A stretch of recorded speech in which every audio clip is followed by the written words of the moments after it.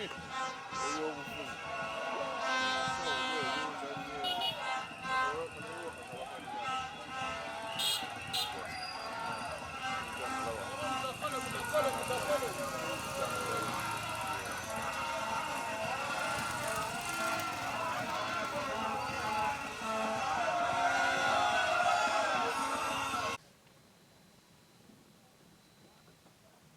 venue these days is for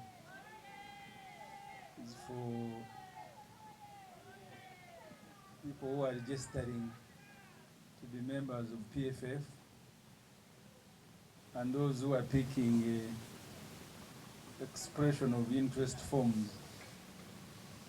But as you are aware, on Monday we have a media briefing, and I am here for that. After that, I will take leave, and then those who are picking forms and those who are buying party cards will continue. So the Honorable Mike Kawaziguruka will update you, and he will guide you because he's the one managing that process with his committee on elections.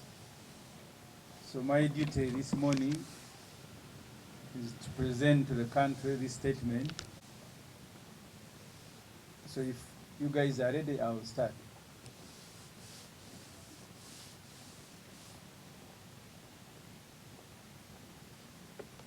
I want to welcome you and thank you very much for coming to attend our weekly media briefing.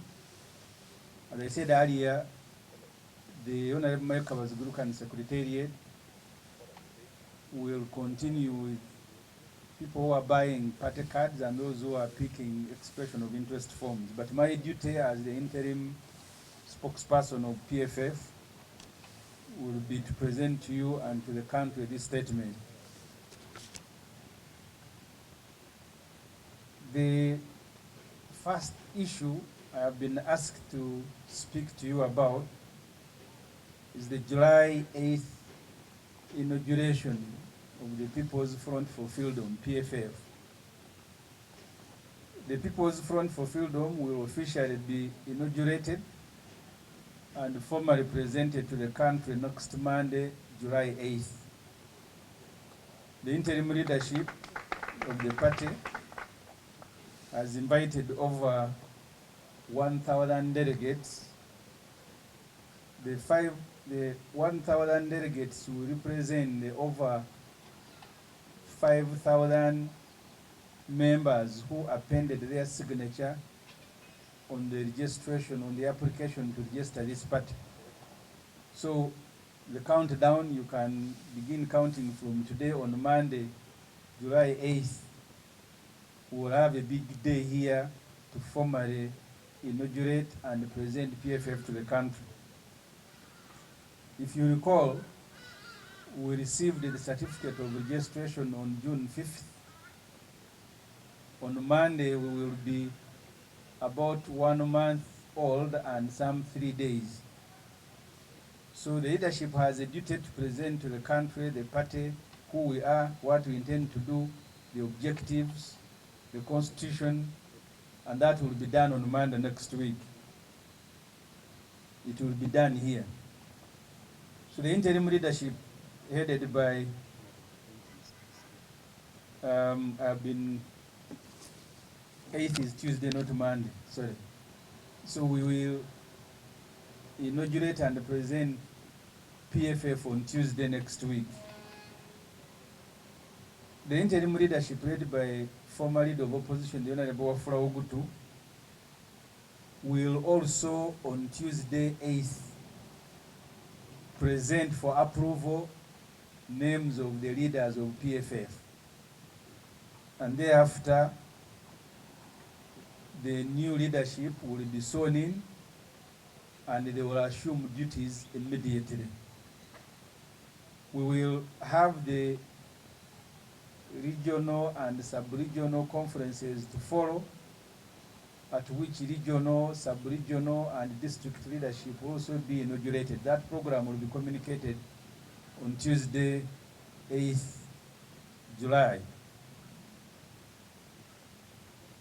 The Monday event will also be the first conversion stroke delegates conference of PFF, and that's why it will be assigned with the duty of approving not only leaders but many other documents relating to the party.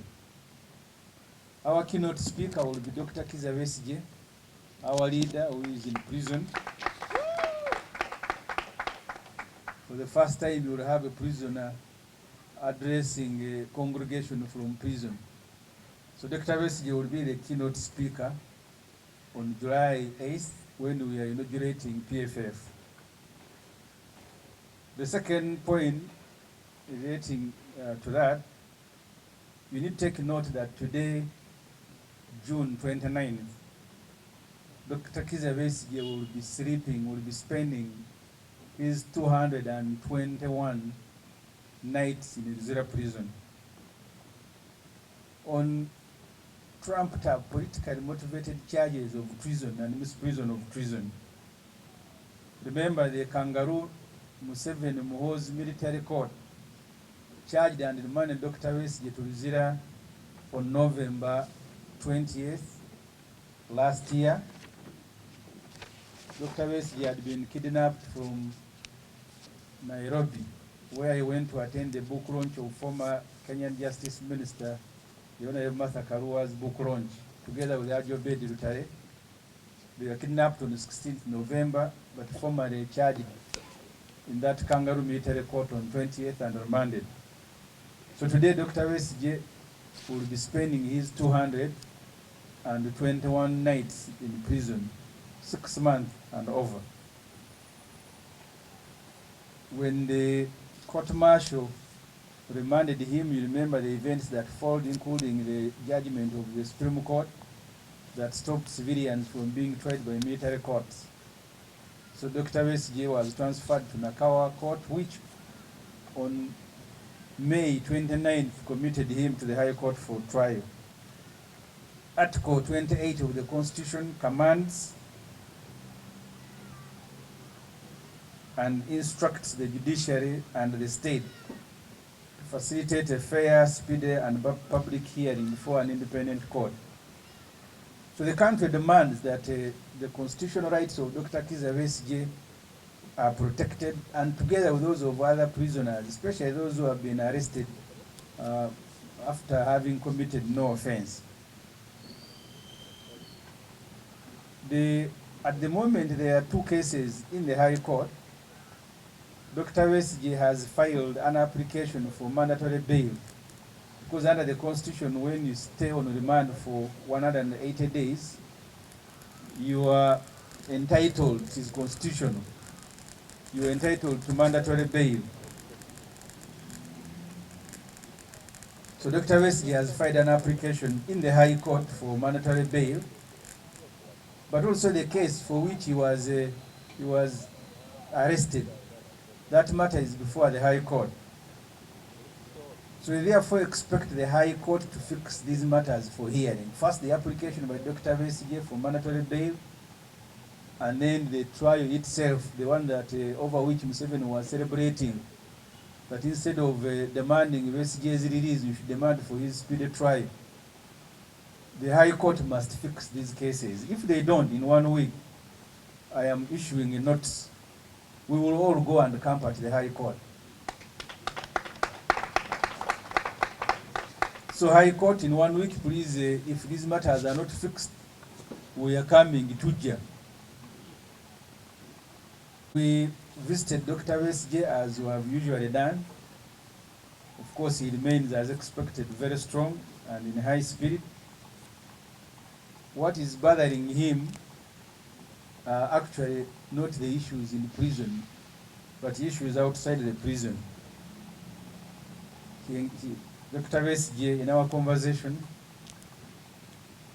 he continues to encourage Ugandans to stand up against the military junta of Museveni and his son. And there is no news that you take to Besigye in Luzira that causes him happiness, like when he hears that Ugandans are still struggling. So he doesn't want to hear other things other than courageous Ugandans trying to push back against the regime.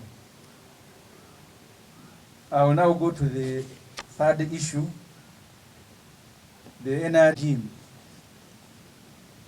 The Museveni-led military junta unveiled and unleashed on 2 citizens, yet its other criminal hit gang, the Ghetto Squad, on Saturday, June 27th.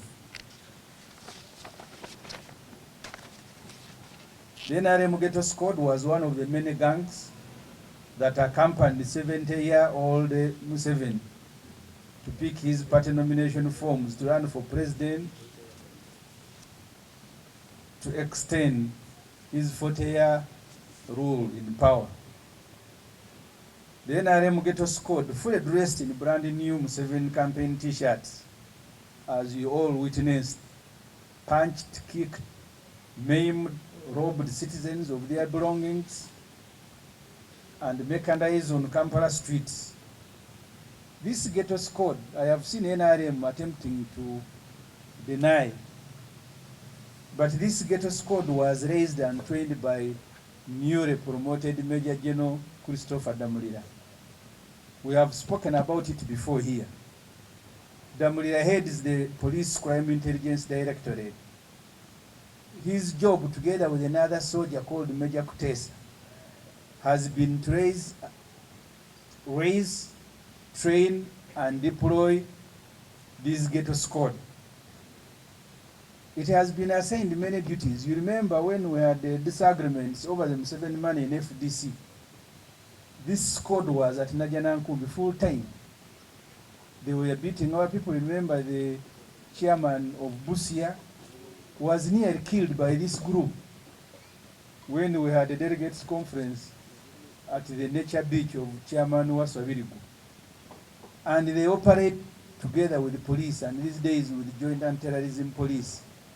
So they were torturing our people under the protection of police, and then police would pretend that they don't know them. They were the same group in Kawempe, assaulting citizens, beating up journalists. Even the Electoral Commission officials nearly got beaten by this group in Kawempe. They were recently deployed to rig youth elections in Kampala. I saw them in my constituency. They were being driven from one polling station to another. You know, because these elections happen like in an hour or less, they are lining up.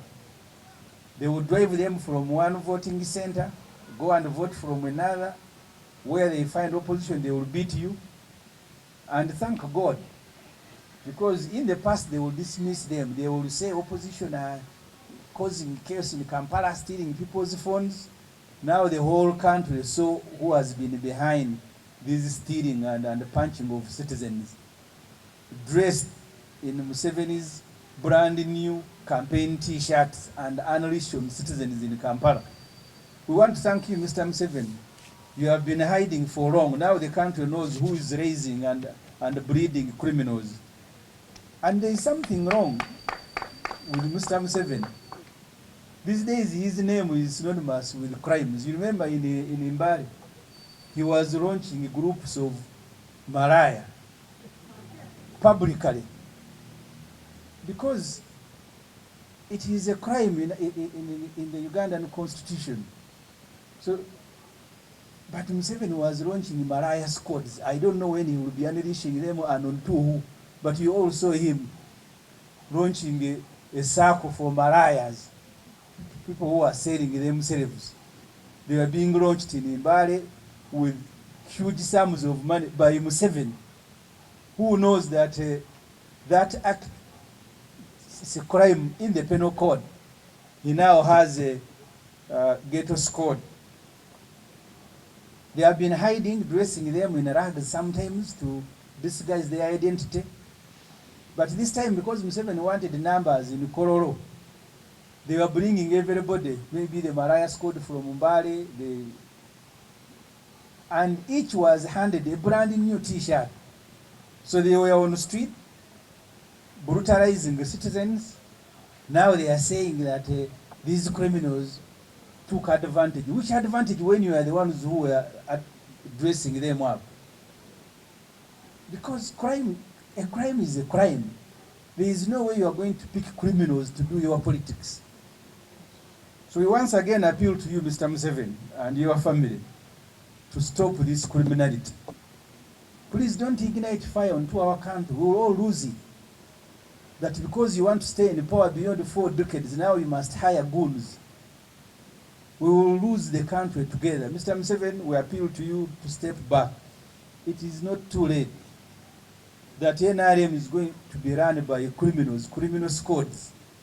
And people should not take this lightly. These fellows are going to be unleashed, especially in Kampala Metropolitan. You saw them celebrating that they swept youth elections, but there are no elections and they know it. These fellows are funded by police and the State House. Recently, you saw Christopher Damulira in Jinja that he had gone to inaugurate ghetto youth. And you all saw them when they were unleashed onto you in Kampala.